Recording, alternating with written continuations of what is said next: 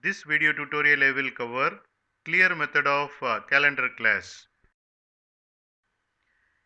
Here I have defined the class calendar demo. Here I have created calendar object.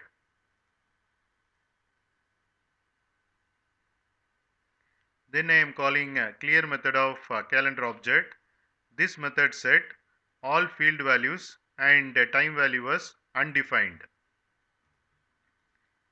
And here you can see the output after clear method is called.